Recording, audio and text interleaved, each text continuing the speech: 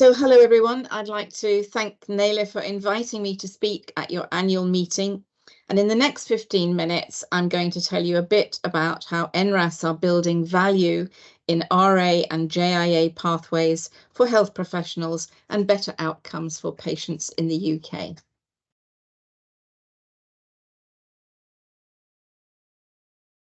I just wanted to share briefly our vision and our 5 strategic pillars, which are the goals around which we build our services and support.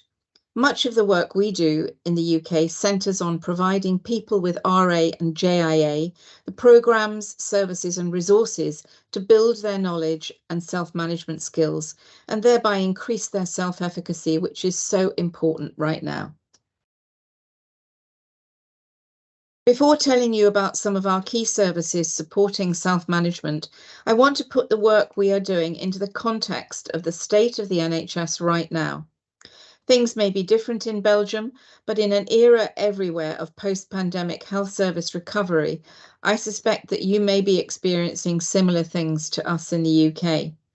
I've lived with severe seronegative inflammatory polyarthritis for over 40 years, and I have never known a time when it was so critical for people with long-term chronic conditions like rheumatoid arthritis to be able to access trusted, evidence-based programs and resources to educate themselves about their disease and increase their self-efficacy outside of the NHS, because the health service in the UK has significantly less ability, capacity and resource to do this now and for the foreseeable future. Prior to the pandemic, we saw our teams face-to-face at regular intervals in clinic.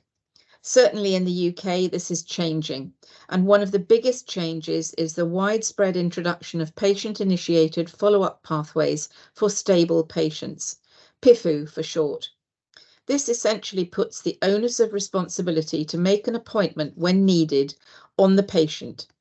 This requires a level of confidence and autonomy on the part of the patient to know if and when they need to see a member of their team. In addition to PIFU, where patients may have no fixed appointment or a much longer interval between appointments, possibly up to 2 years or more, remote appointments, where appropriate, are continuing, and digital tech is increasing, enabling further remote monitoring for many. Patients often do not understand that such changes are being introduced, and in many places changes are happening without proper shared decision-making processes in place. I was a joint convener with Ellen and Nikki Faroux of the EULAR recommendations for the implementation of self-management in inflammatory arthritis, and working with our pan-European team of health professionals and patients, we found that patient empowerment by health professionals in helping them to understand in their disease, the patient's disease, and deal effectively with the daily, practical, physical and psychological impact and burden of disease was lacking in routine care. We concluded that the ability to self-manage with the right support, including support from relevant patient organisations, is an essential component of care, not something that's nice if you can get it. These recommendations have been translated into a number of different languages, and though published in 2021, we continue to raise awareness about them in our presentations in the UK on a regular basis.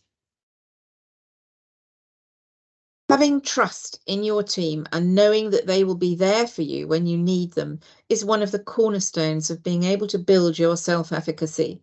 But with workforce shortages, a long backlog of patients waiting to be seen post-pandemic, primary care struggling to cope with the increase of patients wanting to see a GP, and a reduction in capacity for a lot of nurse-led rheumatology helplines, in many places trust is being eroded, which puts additional pressure on patient organisations to raise awareness of the value that we provide for patients with health professionals.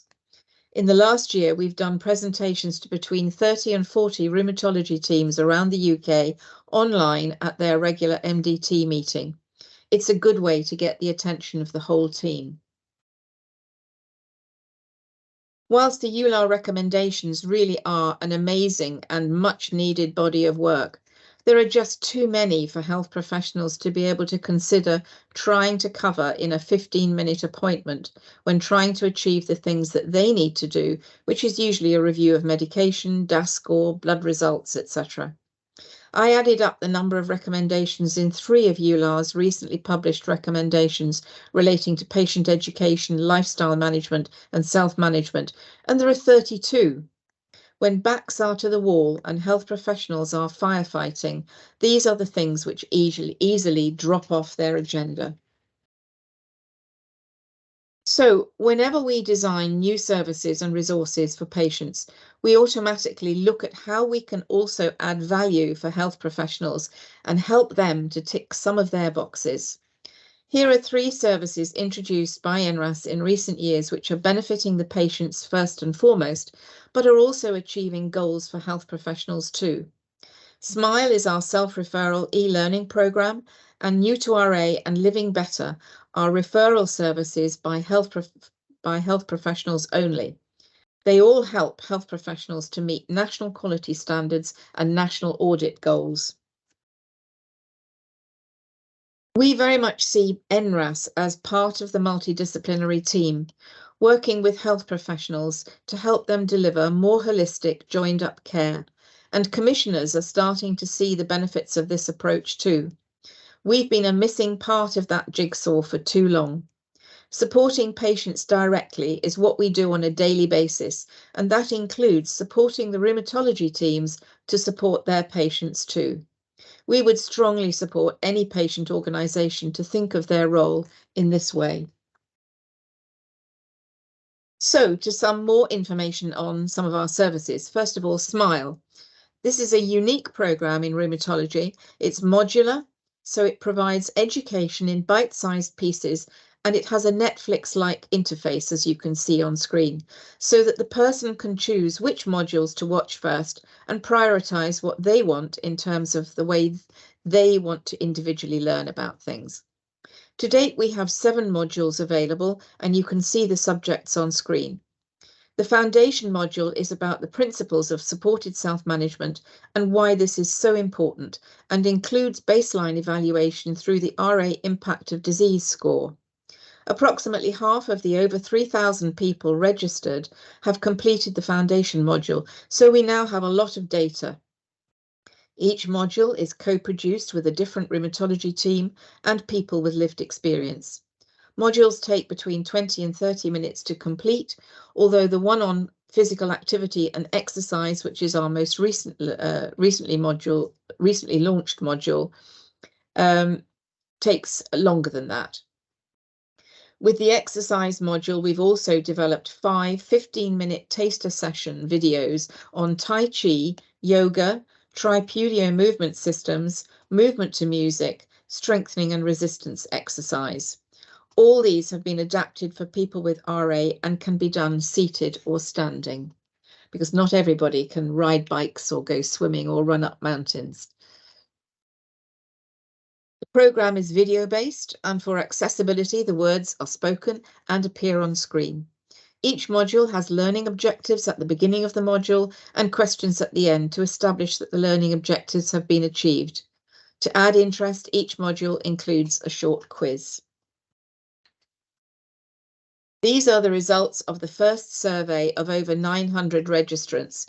We had a 14% response rate, and this survey was undertaken last August. And the results, as you can see, I'll just read you some of them. 68% of people said that SMILE had increased their knowledge of their disease. 72% of people said that SMILE had increased their understanding of the importance of self-management. 56% said that SMILE had increased their understanding of the makeup of the rheumatology team. 62% said that SMILE had increased their knowledge of medicines used in the treatment of RA, and I hope that includes additional adherence.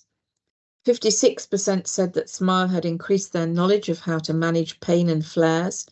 62% said that SMILE had increased their confidence to effectively self-manage with the right support, and 84% said that they would recommend SMILE to another person.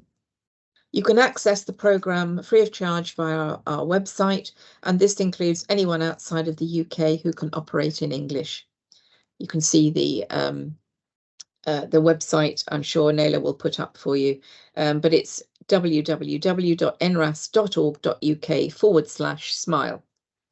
Our next steps will include using the RAID data to help us to target specific resources to people where they are most needed. These are our two referral services, New to RA Right Start for the newly diagnosed and Living with RA for people who've got longer established disease. To access these services, you have to be referred by a health professional, which we find is more successful than self-refer, as people then see the service as part of their care pathway. Health professionals access the referral form quickly and easily via our website homepage, and once referred, NRAS contact the patients and set up a call with our helpline team, which can be up to 45 minutes long. We then send a tailored pack of information, which can include hard copy, video and web links, and we also offer online community peer support or one-to-one telephone peer support, and they can get a second helpline and peer support call if they wish. It can take up to 8 to 12 weeks to complete the service, and approximately 50% of people either don't want the service or at that time can't be contacted, but we then send them a communication inviting contact whenever they're ready. As you can see, we've provided the service to a lot of people, and the majority of rheumatology teams in the UK are using these services for either a lot or a few of their patients, dependent on how embedded it is in that hospital's pathways. We're currently evaluating the service across 4 hospital sites in England in partnership with Manchester University, who are doing the analysis. Right Start is listed as an example of good practice on the UK National Institute for Health and Care Excellence on their shared learning database, because it helps health professionals to meet their National Quality Standard 3 regarding people having access to education and self-management resources throughout the journey with RA. Here's some feedback from health professionals, which hopefully Naila will be able to translate for you. I'm going to stop here because I think I've probably run out of my time allocation, but thank you all very much for your attention, and I leave you with my contact details and a little cartoon joke, which is actually quite apt at this moment in time, I think.